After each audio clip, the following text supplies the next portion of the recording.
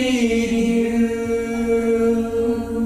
our responsibility to heal the wounds of our childhood.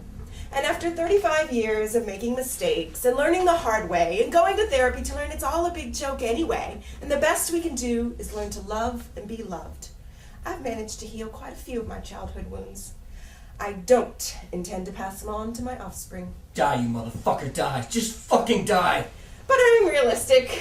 I suppose a few minor brush burns of the heart might slip through. Unintentional, sure. I should be way more fucked up.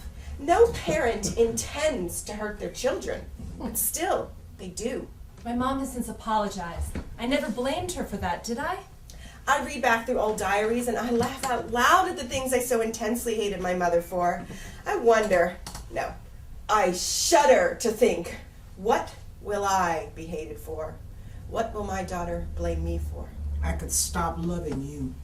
I have the very best intentions, but in between those intentions, filling in the tiny air pockets and gaps between the love, comfort, and healing touch of my heart, in these minuscule places lie my fears. I don't hate and fear you all.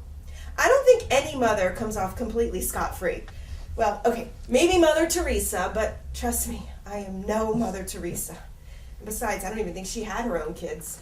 I want to go to America. In these tiny spots, leave my selfish little girl desires. And in the air, in between the kisses, lies a great deal of uncertainty. Would it be better? Would it be worse? What's next? Where do I go from here?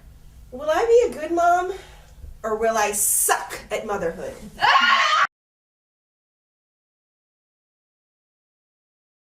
Complete and utter social chaos! Hello, is this the Princeton admissions department?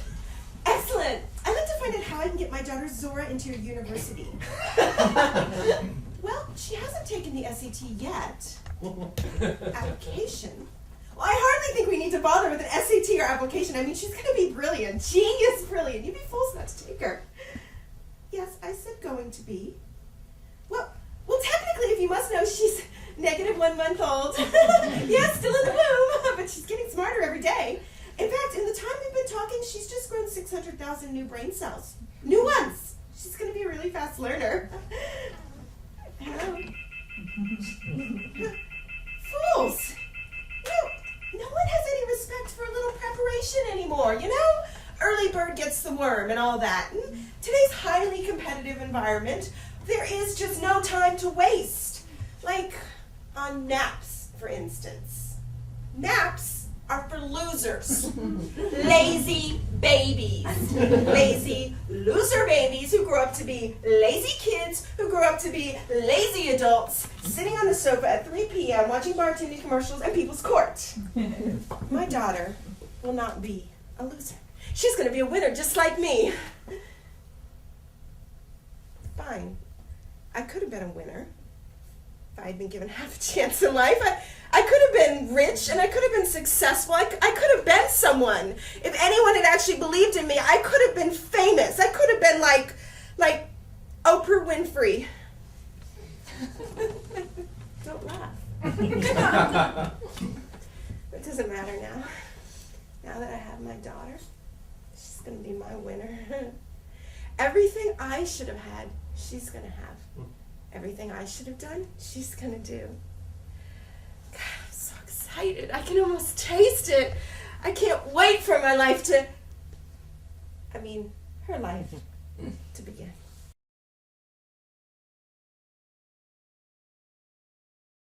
I don't want to be the nicest, but that's how I'm viewed. People always come up to me with their problems. Complete strangers have me watch their baby while they get a fix of Coke at the bar down the street. Oh. Life is a party, and panties are optional. My motto in life, isn't it pretty fucking cool? I made it up myself. I want a drink.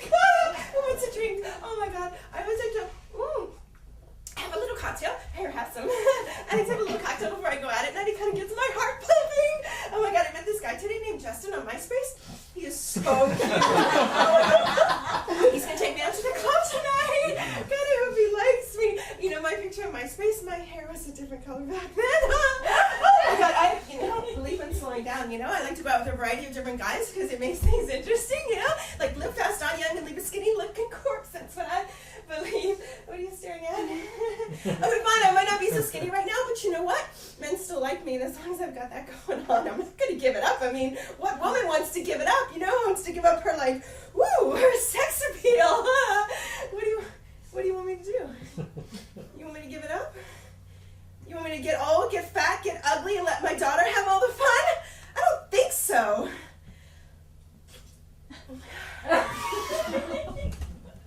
That's what happens when you have kids, you know? They steal your youth from you. I am a woman, man, and I like to have fun. Is that so wrong? And nothing. Nobody is going to make me stop doing that. Ah, that must be Justin. God, I hope he likes me, y'all.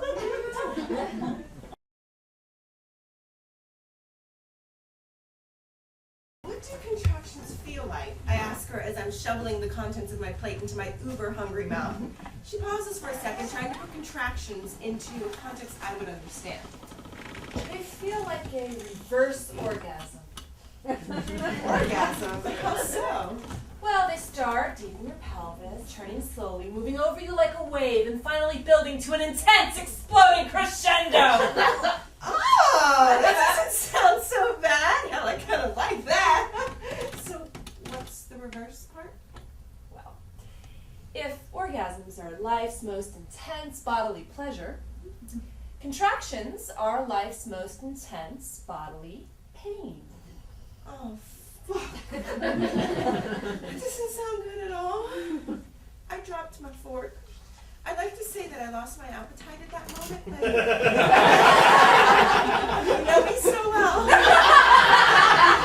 That would be a lie. I just picked my fork right back up and kept on eating. It's sort of appropriately ironic that this would be the case, you know, because this whole pregnancy thing started with one big, intense, crescending orgasm. Okay, it did for me. And it's gonna end with one big reverse orgasm. And I think I can count on those being multiple reverse orgasms. But I'm not afraid anymore now that I've discovered something called hypnobirthing, or as I like to call it, hypnobirthing! It sort of sounds like a superhero, you know? Hypnobirthing woman is here to save the day, or at least save me. She's like this goddess heroine of all things natural, who has this insane mindset, well, insane for this country, that, get this, natural childbirth does not need to hurt. Ha! No! Certainly not me. But I'm learning. In fact, I'm creating this crazy notion in my head that my birth could actually feel like a real, honest-to-God, earth-shattering, non-reverse orgasm. You don't believe me, do you? And out of it pops this amazing little being named Zora. A unique soul with her own purpose in this world, distinct from mine.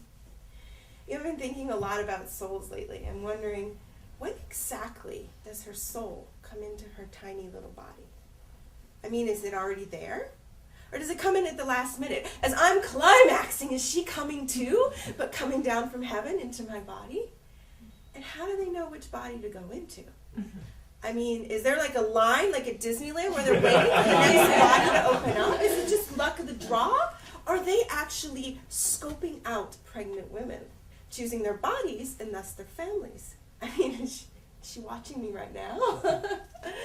And what is it going to feel like? Is it going to be like a jolt? Or is she just going to slide in? I mean, am I going to feel it? Am I going to know it? Am I going to sense it? And do I even need to be concerned about this? I admit it, I'm a control freak. I like to know things. But I guess all that's going to change pretty damn soon. I mean, birth, it's like the last frontier of real life experiences, you know? Because real life is not in our control. Real life is in the now. Real life is handing over the reins of control and trusting in something that we can't see. It's trusting our bodies and allowing a 7-pound body with a soul to come through us.